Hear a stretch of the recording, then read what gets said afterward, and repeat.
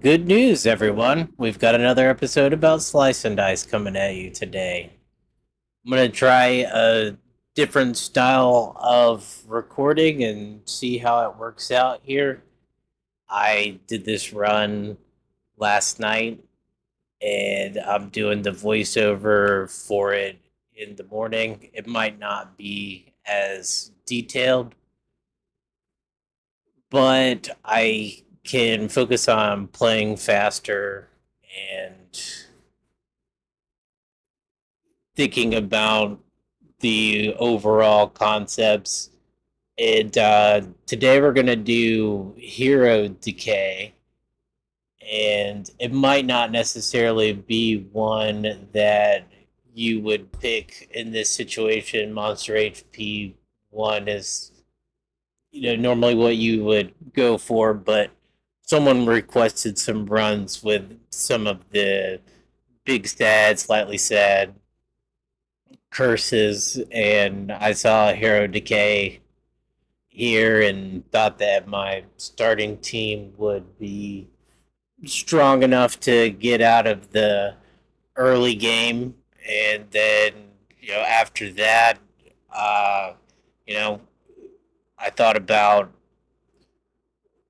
how the whole run was going to go, and the first thing that I'm thinking about are those, big four characters in each tier: Warlock, Sorcerer, Doctor, Prophet in tier three. And I'm asking myself, does this curse make those heroes any worse? And, Hero Decay is obviously going to hurt Sorcerer pretty badly, and so I already know that's going to be kind of a tough sell there. And also, Doctor's not going to like this curse very much, but still may be mostly functional, but it's definitely tougher. Um, you can also think about, like, specifically overall, this hero decay curse is going to be really bad for characters that start off with one pip. So automatically my mind goes to Agent and Spellblade and Sorcerer, Wizard. These tend to be stronger heroes, and they're going to suffer with this curse. So I already know that my hero choices might be a little bit out of the box. We'll be looking for still, happy characters for the most part, but maybe someone that's two or three down on the list that isn't affected by the curse as much. And also, heroes that are practically unaffected can go up a little bit more. So, like, for example, you have someone like Shaman who has a 10 heal, and Decay is probably not going to get rid of that. And if you're going 10 turns, something else way wrong is going on. So, in general, I'm thinking about heroes that have the higher pip values. Yellows tend to have big pip values, so I'm kind of thinking about wanting good yellow, so at least someone can do a little bit of damage to finish the fight if it goes on for too long. Uh, then I'm kind of thinking about the mid game disciples a bit weaker with her W's getting, basically destroyed by this curse. But if you think about Seer and his ability to foretell, and he has single use sides anyway, he seems basically unaffected by the curse, and even with the growth mana, can counter it so that he can at least do something besides dodging. So it seems to me that Seer is going to be a pretty critical part of this run.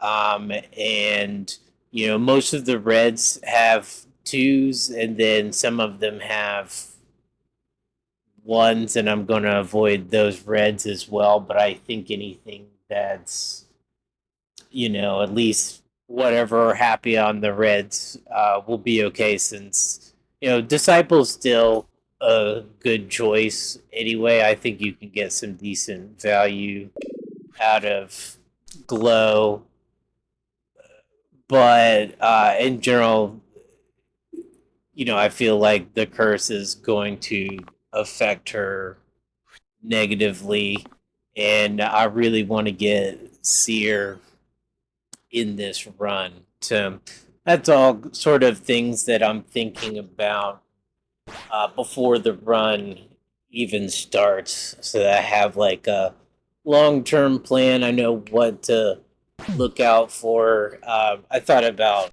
some items that might be helpful besides side replacers, and mostly what I thought about was maybe bowl.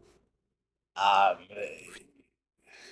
Inner strength gets rid of purple keywords, and maybe blindfold, but that can definitely be sort of a mixed bag as far as getting rid of all the keywords on someone. But you can always play into it. You get it early enough that you can look for a character that would still benefit from it, and also get rid of the curse. So come on to the first hero choice. Bard looks absolutely terrible, and I'm not a big fan of randoming into this curse. It definitely seems like if you get the wrong hero, you're really going to be struggling. Druid is generally acceptable red, so I already knew I kind of devalued Disciple a little bit. She's still decent, but of course, you know, since the curse is affecting her, I'm not gonna try as hard. And I want to say that blue pick, beyond just like Bard, is a terrible hero. Then he's affected by this curse greatly. That's should serve as a warning to you that if even if it wasn't Bard, you could random into Bard or another character that's weak, like let's say Faye, who has a bunch of one sides and also loses them to Decay. That's not the type of run I'm looking for. So, you know, it there's a lot of sort of just acceptable heroes in a situation like that I think I would go with just to avoid some of those nastier low rolls in this situation. So I can kind of already see why this curse is rated big sad on the tier list, because it's definitely putting you in some dire choice situations with some of the characters.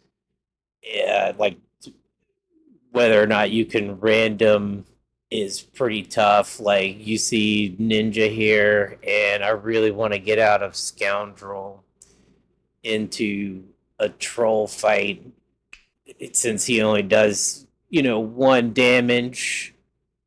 Um, Hoarder has a death side that he can't really use, so the team's DPS is not very high, and even though Guardian's a good hero, it makes me concerned that if I brick too many times, or I'm not able to take advantage of this vulnerable blade, I could just lose to Decay versus Regen.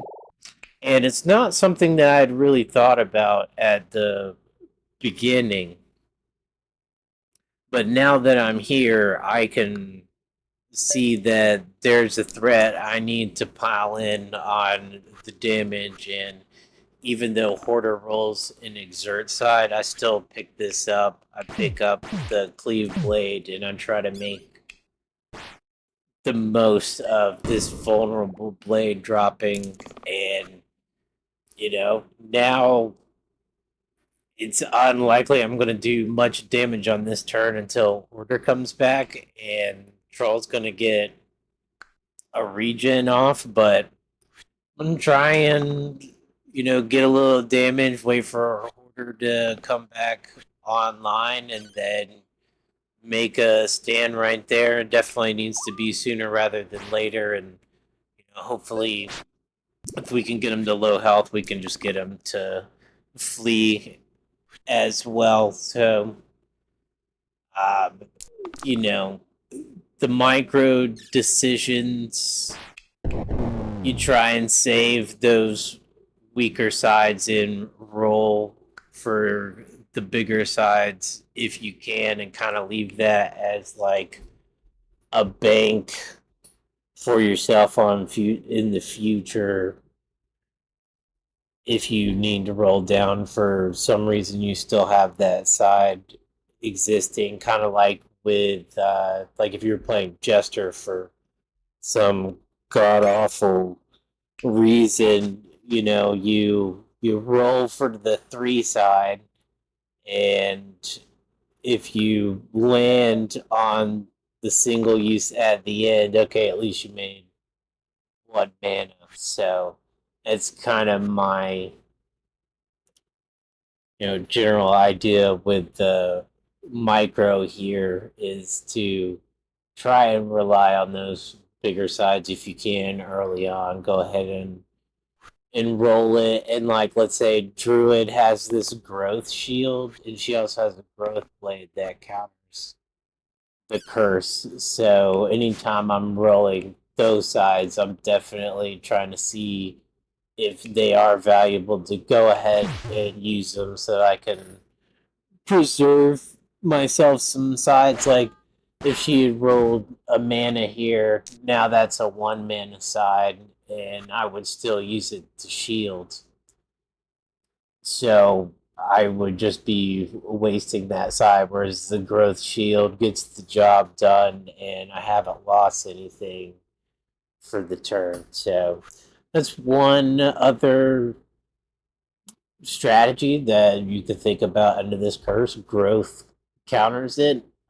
It'd be tough to get on a lot of characters, but there's a couple items that you could get, like let's say Smelly Manure on Spellblade.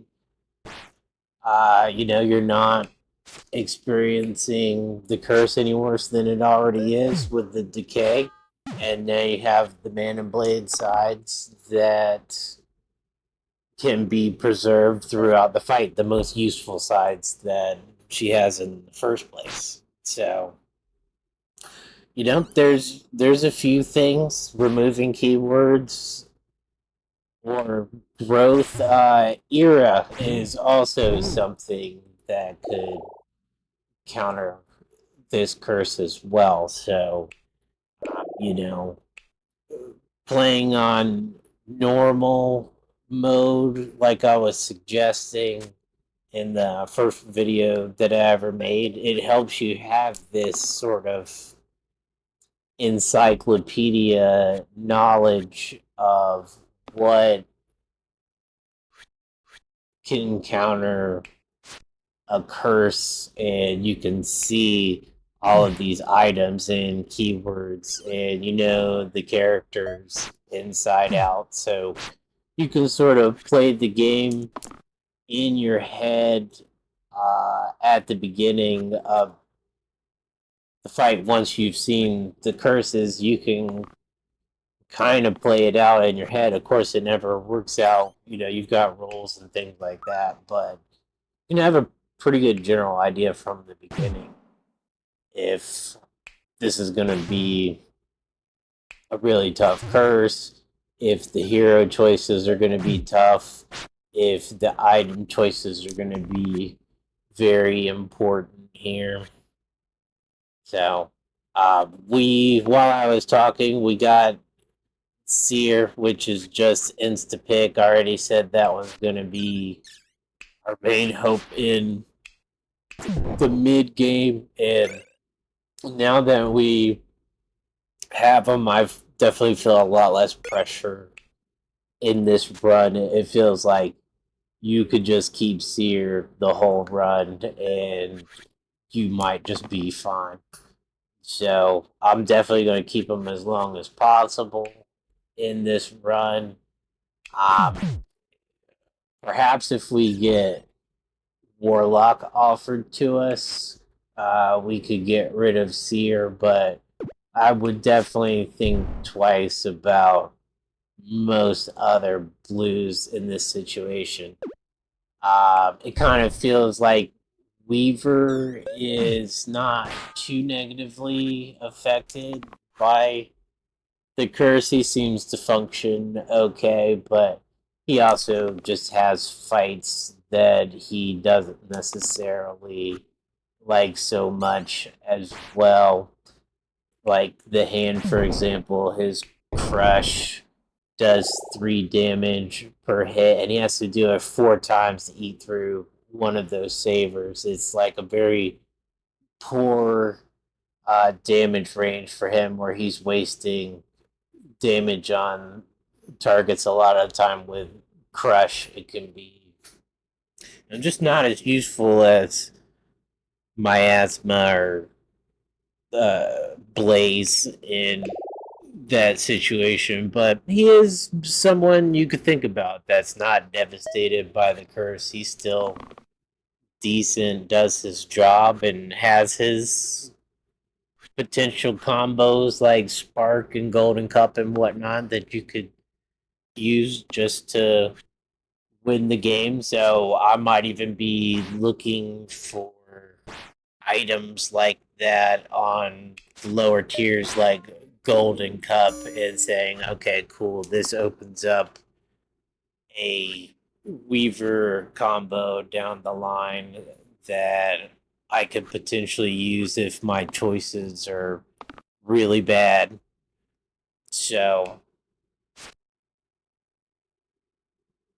you can think about these things earlier on, and that's when these like lower tier items that I don't talk too much about start to come into play. Like this duplicate arrow is like kind of trash, but at the same time, it's not affected by the curse. It gives Scoundrel a side that he does, damage on, and maybe even worst case scenario, you can get 1 damage out of an X or something like that. So is it going to be useful in the end game? Probably not. But you see me toting around this guy for, almost 10 floors because I'm getting more decent choices with the rest of the characters. So, you know, it's something that keeps him relevant besides just having like 7 health and sometimes hitting an okay side, which of course in this fight looks like it's going to be devastating. And we picked Scrapper. Pretty much, if I have Guardian already and I see Scrapper, I'm grabbing the guy. So the 7 hit potential with the engaged shield is just amazing to hit in the first turn of the fight. So this item choice is kind of tough because I'm thinking about Era and how it's a counter to this curse. So Cocoon is definitely potential. Now, Mana Jelly is good on Seer. If you can double foretell in the first turn, that's very useful. You can basically just get offensive a turn earlier than you normally would. So that's always good. And so it's really tough for me. Like, I'm thinking, am I going to keep Seer this whole run, it does feel like it's potential, and I almost pick Cocoon anyway because it's counter to the curse, but it does come with a drawback, and I think powering up Seer as much as possible early on, especially with the other heroes having decay on their mana signs and not being able to rely on getting mana later on in the fight in case Seer needs to dump his mana to save someone like himself, for example. He's taking like 5-6 damage and you can't roll dodge for whatever reason. You dump your mana, and now Seer is hoping somebody can give him a little mana so he can get going again, and that could be kind of difficult to find when you're decaying your mana signs. So I think it's even more important to kind of get that mana early, get those foretells early, and hopefully, bank an extra mana or two so that you can emergency shield when you need to. I held my orange pick this whole time, hoping that I would get Dabbler, and then I get Rogue and Spellblade, who are people with one pip sides, and I'm really not happy about this. I keep trying to see if there's some kind of item, or I look at the hero list again, and I don't like the random options into Trapper, Juggler, Ranger. None of them look particularly inviting. I really kind of only want Dabbler here, and then I'm kind of asking myself, well, if I didn't get Dabbler, like who's my second choice? And I kind of feel like it is, in fact, Spellblade because she makes mana for Seer. Maybe um, the Imbue can kind of counter this curse a little bit if you roll aside you've already used up and you can't really afford to just have a dead turn. You can use Imbue to at least get a little bit of value out of a side that's already been used up. So I decided to go with Spellblade in the situation, but yeah, just unfortunate that I wasn't able to get the hero that I was looking for. But you know, overall, like I'm pretty happy about the heroes that we have. Scrapper just dropping sevens. Spellblade at least makes mana, has good health pool. Druid's balance has been pretty solid throughout the run so far as well, and the resistant growth side seem to be strong, and of course Seer, who's going to carry us into the end game pretty much, and the rest of these guys are going to keep us alive and kill a threat here and there as we go. But I think it's mostly going to be a Seer show when it comes to these boss fights and stuff like that. So you can see the power of this character in these runs. It's like, oh, this curse is really bad. Well, I don't really care because I have a spell that's more broken than the curse.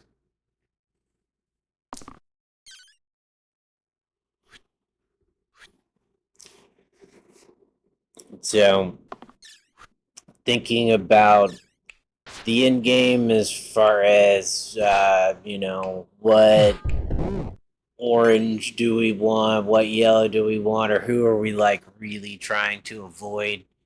And of course, Agent's really tough. Like if you absolutely had to play her, um, she still has the shifter blades and pain dart. So I mean, it's still really bad, but she won't do absolutely nothing. Whiskey, one of my most commonly picked items, as well as like rusty plates up there as well. I'm kind of hesitant to take an item that gives me a blank when the curse is decay. It taking away another side, but as far as Seer goes, he's got this mana jelly thing going on, and it's more about the spell for him. So I don't think it's a big deal for him to lose that poison dart. It's okay, but 3 HP I think is going to be more useful, and I think it's decent to put on Warlock in the end game as well as Whiskey. Um, Losing the self heal side, it kind of sucks, but if you're gonna lose the side, that's the side that you want to lose, and hopefully you've gotten something else that can help him out, like natural or something. Give him some mana choices on the other side, so he's not just rolling bricks. But good thing about Warlock is that he doesn't necessarily need to make the mana himself. So get our first tier 3 choice, and Stalwart was one of the grays that I felt was like weaker into this curse that I was thinking about originally at the beginning of the run. His double use is going to get eaten up. His cleave shield is going to be, at half power after one use. And his cleanse shields aren't necessarily all that big.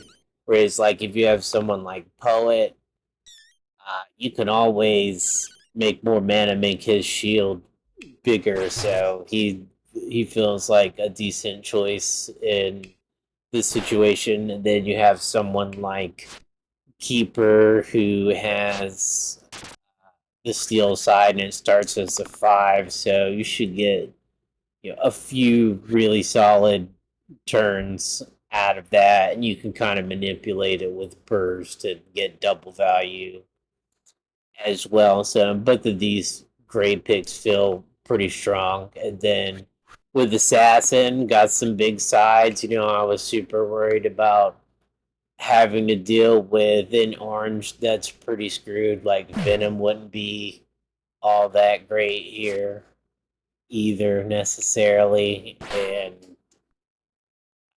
even roulette, if you had a left side replacer, like the cantrips are going to eat up the side.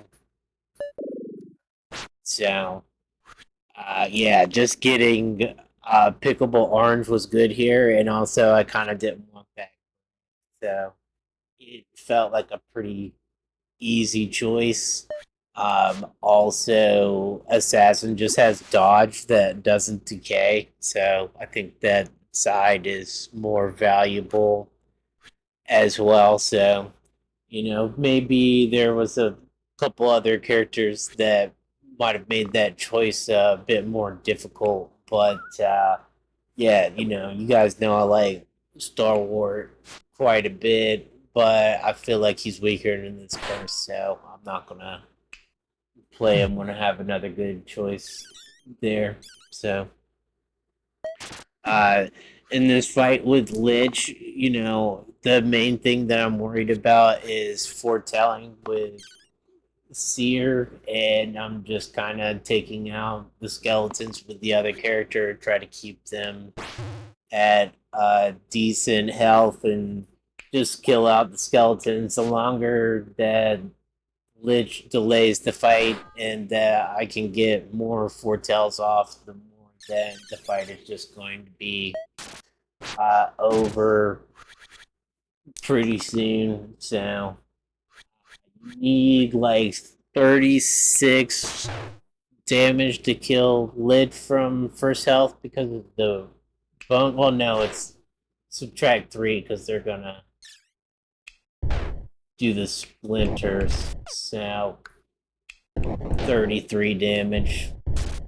You can kind of, keep an eye on your foretells and know once you're getting into the high 20s, 30 area, you can just go ahead in the fight there. Um, this item choice, I pick wedding rings quite a bit, even if it's not necessarily good right now. Like a lot of the reds, you get the 2 heal mana side. Very often you have 2 that can pair off of that. Turns it into a 4. That's amazing. And if you can get it off of anything else, that's great. It can help with the rescue heal side on profit. And if you can double off of vitality or something, 10 vitality, super strong. So really like the item. There's very few things that I would probably pick over wedding rings at that point. So I'll go ahead and grab that and try to get some more value out of my healing sides.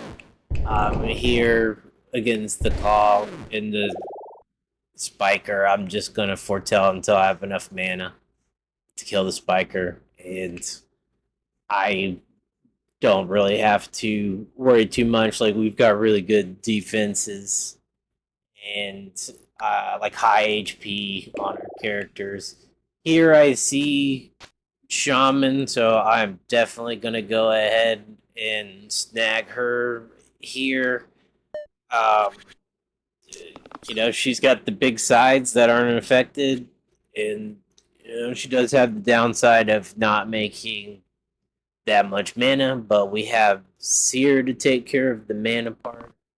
So I think this is a good pickup here, and I'm definitely not picking Valkyrie unless I absolutely had to, and I definitely, don't feel like I have to with Shaman being a pretty good hero here, I think. And in this situation, 3 carriers kind of scary looking, but I'm not all that worried about it because I have Shaman with Ritual now. So now I'm almost inviting this uh, poison because he takes 5 damage from the thorn. He gets rid of the thorn for me. Great attack. And even if some of those things weren't true, I have Ritual here to get rid of this poison. So yeah, I'm just gonna let that go ahead and go through, and we're kind of cruising through these fights at these points because I'm getting some hero choices that the characters have big pip sides, and maybe hero decays kind of sketchier at the beginning of the run than it is later. But of course, like I said, you kill off sorcerer as kind of one of your main hand counters, so it's not nothing in the end game. But I see Wanecraft here, and I get kind of excited because Shaman's one of the main characters I put Wanecraft on. She has a healing spell, so as long as she's making mana, this is pretty good. Like it's probably net positive for her actual a character. So, and then I kind of realized, wait a minute, I have mana jelly, and this is ridiculously broken. And even though wedding rings doesn't really do anything right now, just being able to make this much mana, like I kind of feel like the fight's over. And this fight looks really nasty. By the way, these caw eggs with the war chief, this looks like normally you'd have to fight a couple costs out of this first turn unless you high rolled. But since we just got this broken mana jelly shaman wandcraft build, most of these fights are gonna kind of be a joke. So, you know, part of that is just knowing that Seer is a strong hero, a strong answer to this curse, and then, you know, kind of playing into that strategy as an answer. You get an item that helps us out there. You know, maybe instead of Wandcraft, we could have gotten Spark or something like that. So, you know, many different possibilities that we could use to try and get extra value out of our sides, even if we don't find stuff that outright counters the curse, like growth or um, inner strength or something like that. So,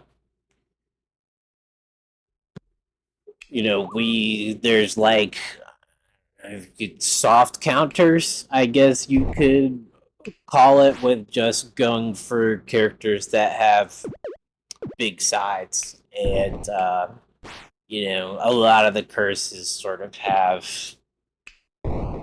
something like that, where, like, even if you can't just outright counter it, you can, you know, like get healing on your characters like Fangs or something like that. So, this fight with Basalt, I'm not too worried about it. I try to get rid of these cords pretty early if I can, preferably on the first turn. But you know, if it takes the second turn, it's usually not too bad. But yeah, you don't want your characters doing nothing because they're weakening and stuff like that. So definitely try to get rid of those other characters. You don't want them teaming up with slates either. They both hit pretty hard on a single character. So yeah, just tend to just go ahead and get rid of them, even if I might lose a foretell or two to finish off up courts. I'm willing to do that, and you know, always be on lookout for your 1, 2, 3 possibilities to get that extra damage, because he is a beefy character, and you know, you just sit there and let him summon slates the whole game, and you know, he'll eventually kill you with all those things. They're pretty tough to kill,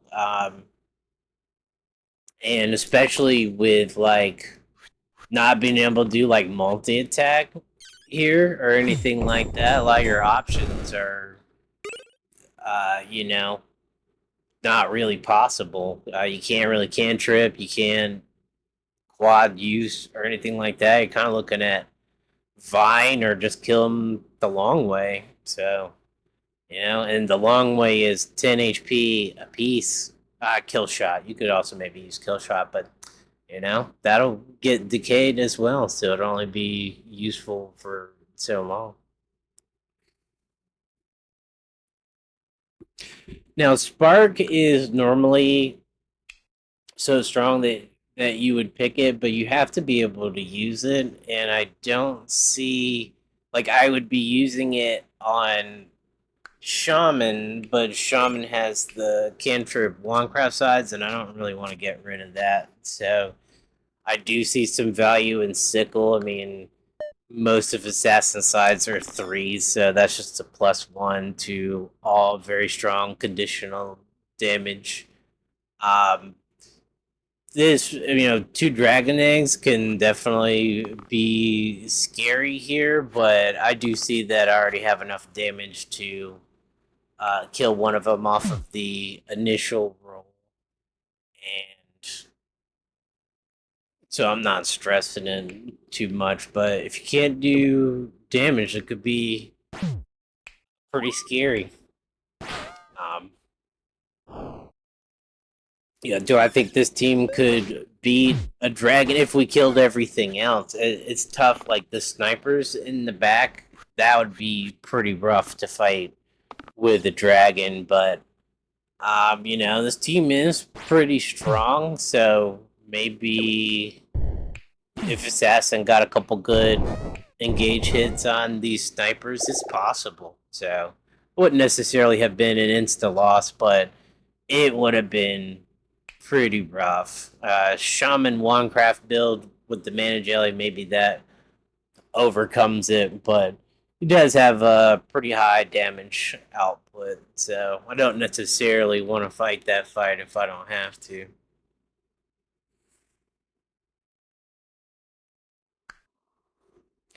Um, I see eccentric here, and I only see my power going down, and I'm definitely not giving up. Seer, I don't want to random into sorcerer, and I'm just gonna go ahead and skip this pick.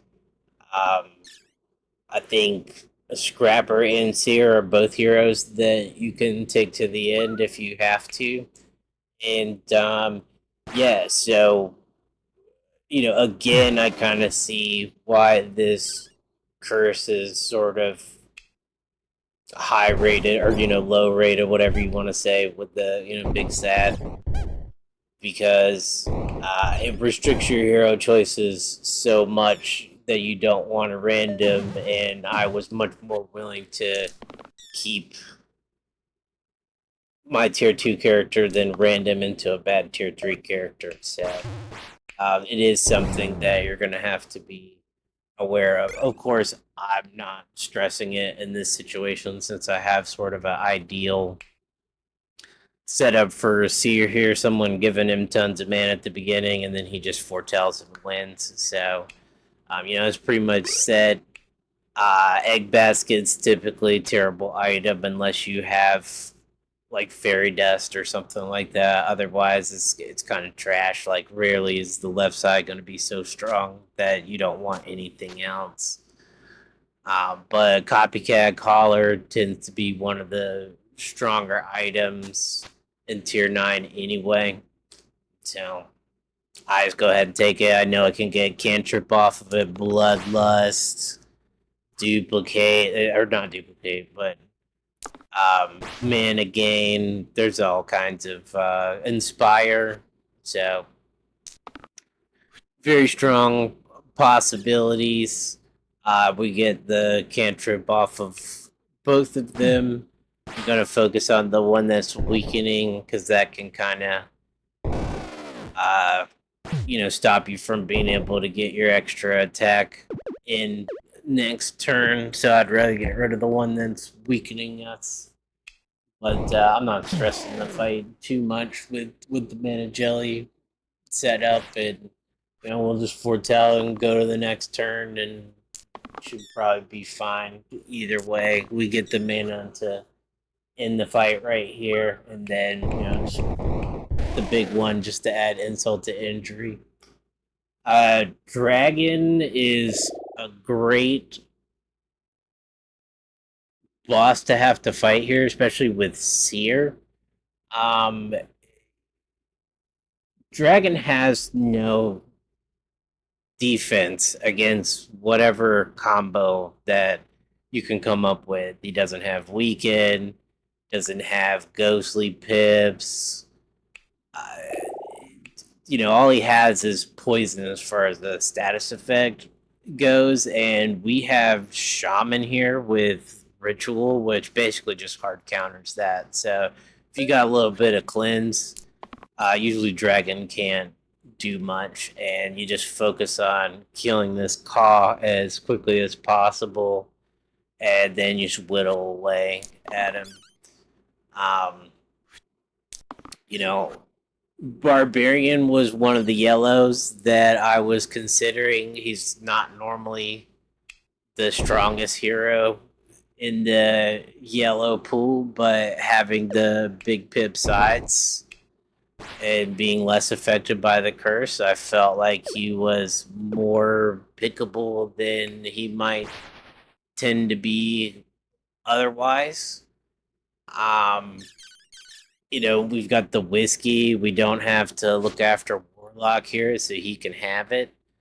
Yeah, that's kind of another thing that's not that great about him. If taking care of him and Warlock at the same time can be pretty tough. So, um, the him in a longer fight, that pain is just going to be brutal for you, and he just has like two usable sides at that point. He's doing like 3 damage, which a lot of yellows can do without hurting themselves. So definitely, not necessarily the strongest hero, but in this situation with the hero decay, he kind of feels pretty good.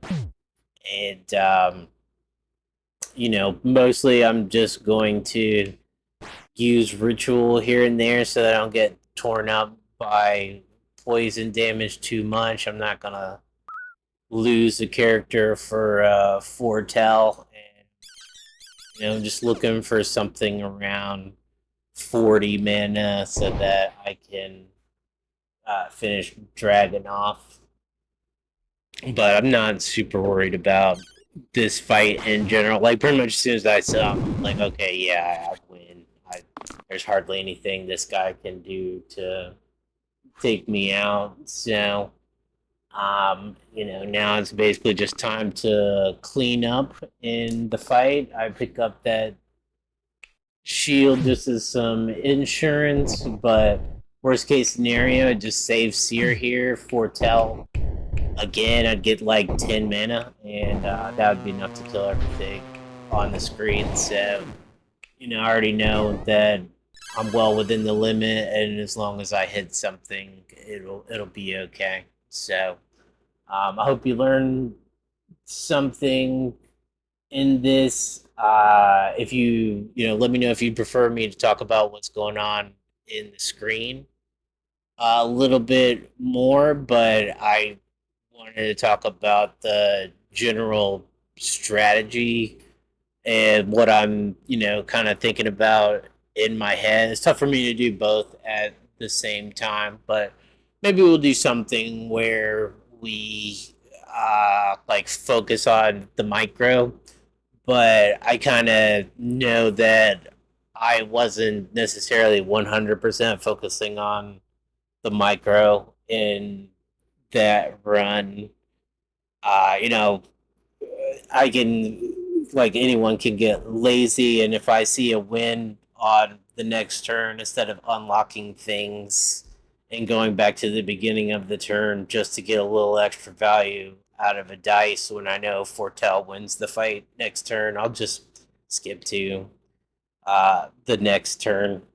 And I just thought about, talking about how to evaluate the curse and thinking about the counters as you go, and pretty much all these curses, you can think about these things even earlier on, and I think it's good practice for people that want to go into unfair, because you pretty much have to be able to play the game in your head from the beginning of the fight so that you can make sure that you don't pick curses that synergize with each other.